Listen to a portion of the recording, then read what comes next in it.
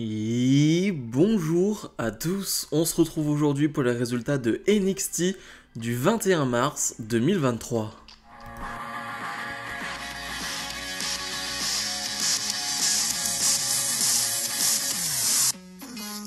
Comme d'habitude, on n'oublie pas de mettre le pouce vers le haut et de s'abonner. Le show qui s'ouvre avec les hosts de NXT Stand and Deliver, donc Pretty Deadly qui vont surtout mal parler de Carmelo Hayes et de Bron Breakker, les deux qui les ont fait passer à travers une table la semaine dernière, ça leur a pas trop plu.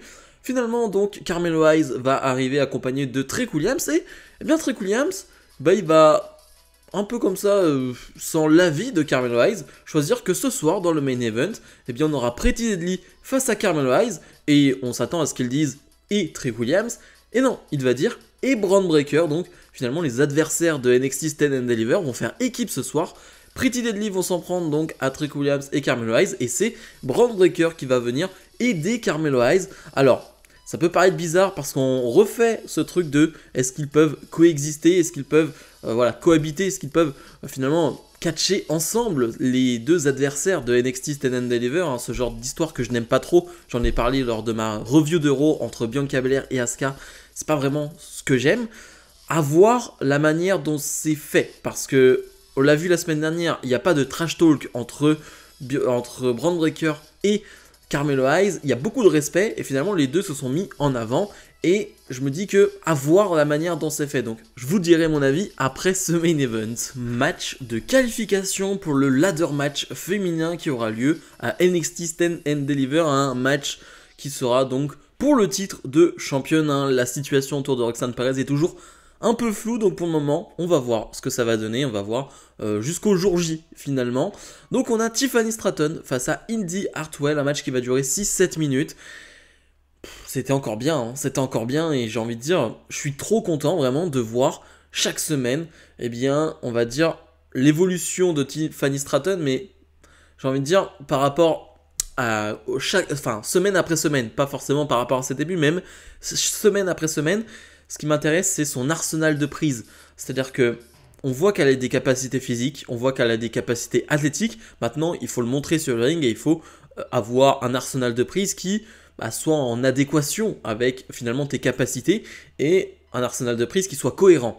Et là, elle te rajoute un petit springboard swanton, elle te rajoute finalement un power slam qui était vraiment très bien amené. Ok, moi je suis pour. Ça me rappelle quand même les premier match de Tiffany Stratton c'est-à-dire il y a 1 an et demi, où finalement les gens se moquaient sur les réseaux sociaux en mettant ces vidéos de ces petits botches, de ces petites approximations, et se moquaient alors que finalement c'était juste une femme qui avait que 2 mois d'expérience dans le catch. Bref, ça me fait bien rire et quand on voit le résultat aujourd'hui, c'est vrai que c'est bien marrant, mais en tout cas Tiffany Stratton va remporter ce match avec encore une fois un magnifique moonsault, et Tiffany Stratton se qualifie donc pour ce ladder match et c'est une très bonne chose. J'ai hâte de la voir dans ce combat. Wesley, le champion nord-américain de NXT, est sur le ring et il n'est pas là pour un Open Challenge cette semaine, et il le dit, moi je fais des Open Challenge finalement pour prouver, pour montrer au monde que je mérite d'être champion nord-américain. Et il le dit, Shawn Michaels lui a donné finalement 4 spots pour NXT Stand and Deliver, c'est-à-dire que c'est Wesley qui va choisir les 4 catcheurs qui vont l'affronter à NXT Stand and Deliver, ce qui n'est pas rien quand même. Et là, une arrivée à NXT, Dragon Lee fait son arrivée à NXT, on l'avait vu dans le public lors du dernier show, et là il est là, il est présent, ça fait plaisir de le voir, première fois qu'on le voit donc finalement dans le vrai show NXT, et clairement il le dit, il veut être parmi ces 4-là. Wesley va bien évidemment accepter. Pour ceux qui ne connaissent pas Dragon Lee, il a été au Mexique, il était au Japon auparavant. Vous n'êtes pas prêts. Voilà, j'ai vu pas mal de matchs de lui, je me suis renseigné. Je suis pas un expert non plus, mais j'ai vu des matchs de lui. Oui, ça va être très très bon. Ça va être très très bon et ça sent très bon pour la suite. Finalement, JD McDonagh va arriver. Pas très content que finalement Dragon Lee chope ce spot. Lui qui veut clairement avoir une place, mais c'est Dragunov qui va arriver, on va enchaîner avec leur match. Mais ouais, content de l'arrivée de Dragon Lee, je me demandais justement quand est-ce qu'il allait arriver, parce que on est à 2 semaines de NXT Stand and Deliver, même 10 jours maintenant de NXT Stand and Deliver, donc Je me demandais, voilà, quand est-ce qu'il est arrivé. Je sentais qu'il allait arriver pour ce titre nord-américain, mais voilà, à quel moment? Bon, maintenant, il est là et c'est une très très bonne chose. On enchaîne donc avec JD McDonagh face à Ilya Dragunov.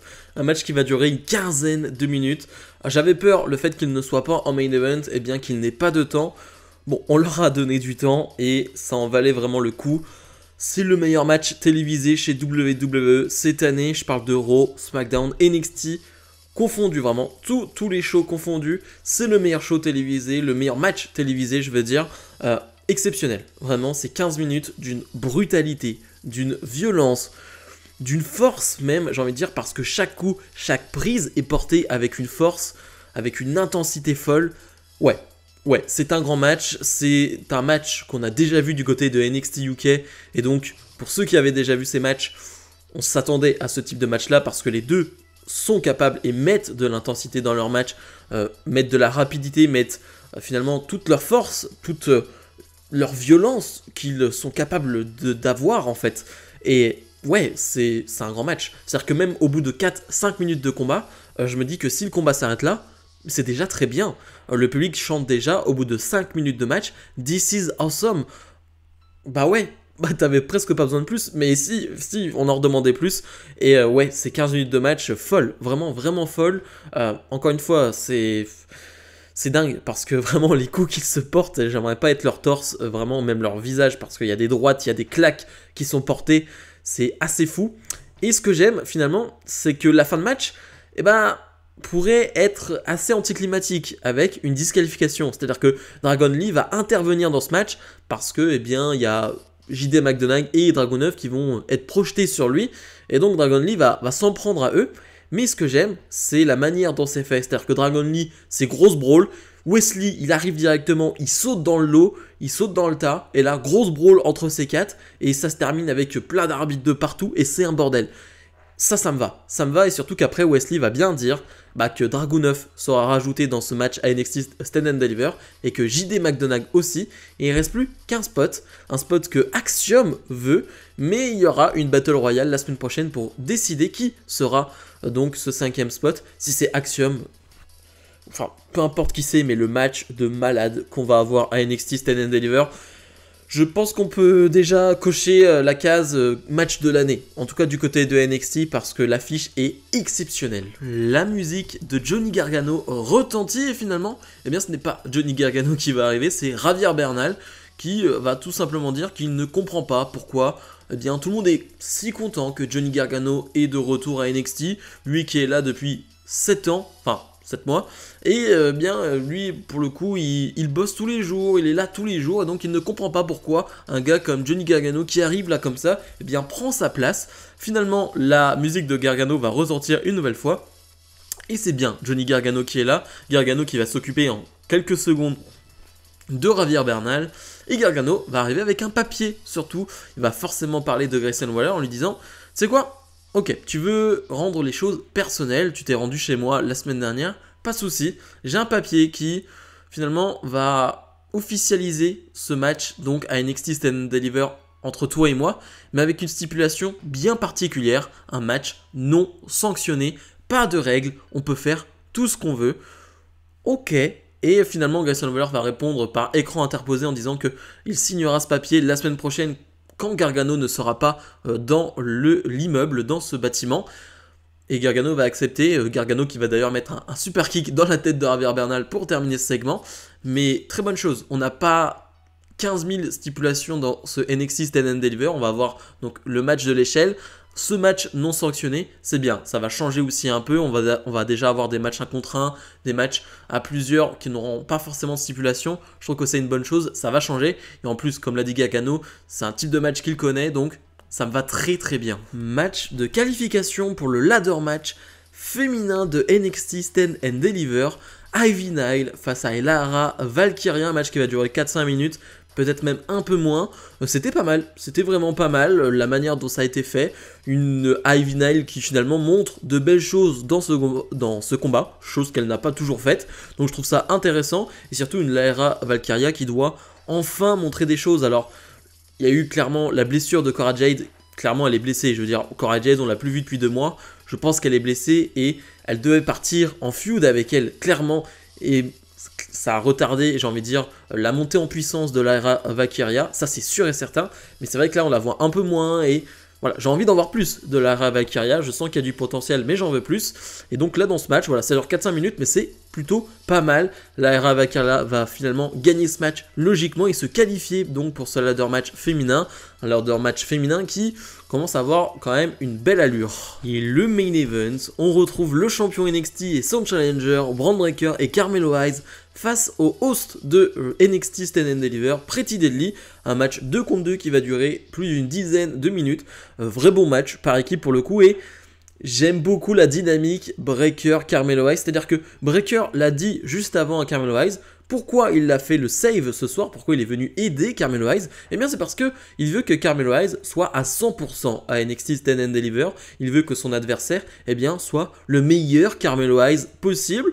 Ok, ça s'entend pour un fighting champion comme Bron Breakker. Ça peut s'entendre en termes de storyline, ça me pose pas de problème en tout cas sur le coup. Le match, comme je disais, est intéressant parce que Breakker joue un peu avec ça, c'est-à-dire qu'à plusieurs moments il va faire le tag avec Carmelo Hayes avec un petit sourire. Et ça plaît pas trop à Carmelo Hayes. Carmelo Hayes il est pas trop là pour s'amuser, alors que Breakker lui s'amuse plutôt de cette situation. Et c'est ce que je trouve marrant de voir un Breakker plutôt heureux et surtout un Breakker plutôt soulagé, plutôt léger, j'ai envie de dire, dans cette situation-là. J'avoue que je trouve ça plutôt cool. Donc comme je disais, on a un vrai bon match. Je trouve que ça s'enchaîne bien. Il y a quelques prises qui sont faites ensemble par Breakker et Hayes qui sont vraiment cool. Il y a une projection, à un moment donné, Breakker Carmelo Hayes va se servir de la puissance de Breakker. T'as l'impression qu'il fait un saut de 15 mètres. Enfin, c'est impressionnant. Finalement, Breakker et donc Carmelo Hayes vont gagner ce match avec un Breakker qui va faire le tag sur Carmelo Hayes pour que Carmelo Hayes fasse sa descente de la cuisse. Donc, franchement, ça travaille en équipe, pas de souci. Donc, victoire de Breakker et Hayes. Ça va poser avec le titre tranquillement derrière, avec un Carmelo Hayes qui va donner le titre à Bron Breakker. Et tu sens que, ouais, il le veut, ce titre Carmelo Hayes. Mais en tout cas, cette cohabitation me gêne pas. De la manière dont ça a été fait, pour le moment, ça me gêne pas. Faut pas que ça dure sur 2 semaines et qu'on ait ce type de segment-là pendant 2 semaines, juste avant NXT Stand and Deliver.